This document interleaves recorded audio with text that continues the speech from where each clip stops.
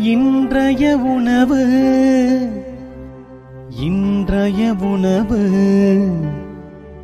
இன்றைய உணவு.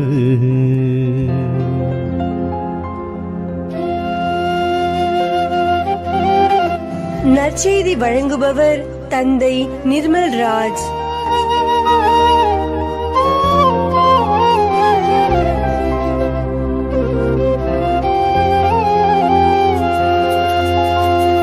இயேசுவில் பிரியமுள்ள சகோதர சகோதரிகளே, உங்கள் அனைவருக்கும் இயேசுவின் பெயரால் வாழ்த்துக்களையும் ஜெபங்களையும் அன்போடு உரித்தாக்கிக் கொள்ளுகின்றேன்.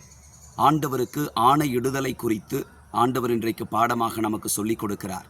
பொய் ஆணையிடாதீர், ஆணையிட்டு நேர்ந்து கொண்டதை ஆண்டவருக்கு செலுத்துவீர் என்று முற்காலத்தவருக்கு கூறப்பட்டிருப்பதை கேள்விப்பட்டிருக்கிறீர்கள். ஆனால் நான் உங்களுக்கு சொல்லுகிறேன், ஆணையிடவே வேண்டாம் என்று குறிப்பிடுகிறார். விண்ணுலகின் மீதும் ஆணையிட வேண்டாம், மண்ணுலகின் மீதும் ஆணையிட வேண்டாம், எருசலேம் நகரத்தின் மீதும் ஆணையிட வேண்டாம், உங்கள் தலையின் மீது ஆணையிட வேண்டாம். அதன் பொருள் என்ன?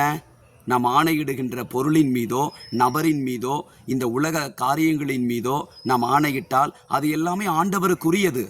ஆகையினால் நாம் ஒன்றை குறித்து ஆணையிடுகிறோம் என்று சொன்னால் அதை நிறைவேற்ற கடமைப்பட்டிருக்கிறோம். ஆணையிடுதலை நாம் கட்டாயம் நிறைவேற்றியாக வேண்டும். அதைத்தான் ஆண்டவர் நற்செய்தியினுடைய இறுதியிலே குறிப்பிடுகிறார். நீங்கள் பேசும்போது ஆம் என்றால் ஆம் எனவும், இல்லை என்றால் இல்லை எனவும் நீங்கள் சொல்ல கற்றுக்கொள்ளுங்கள்.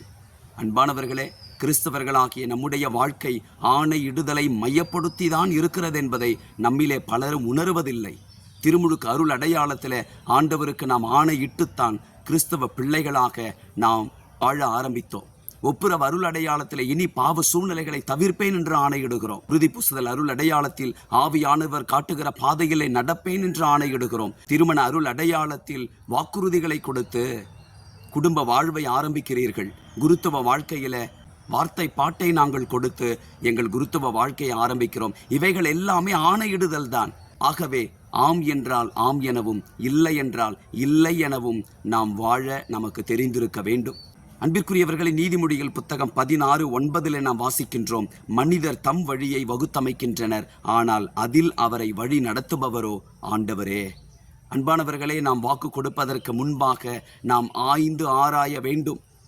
வாக்கு கொடுக்கிற இந்த காரியங்களை என்னால் நிறைவேற்ற முடியுமா என்று யோசித்து ஆண்டவருக்கு முன்பாக நாம் ஆணையிட்டு வாழ முயல வேண்டும். ஆணையிட்டதை நாம் நிறைவேற்ற கடமைப்பட்டிருக்கிறோம். அதனுடைய பொருள் என்ன? நம்முடைய வாழ்க்கையில ஒரு பிடிப்பு இருக்க வேண்டும். வழவழா கொழகொழா என்று வாழ்வதெல்லாம் கிறிஸ்தவர்களின் வாழ்க்கை அல்லவே அல்ல.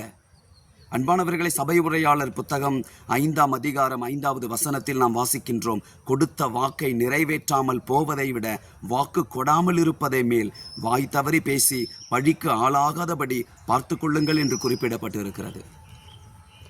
எங்கள் அன்பான ஆண்டவரே, எங்கள் வாழ்வே ஆணையிடுதலை மையப்படுத்திதான் இருக்கிறது என்பதை நாங்கள் உணரச் செய்தருளும்.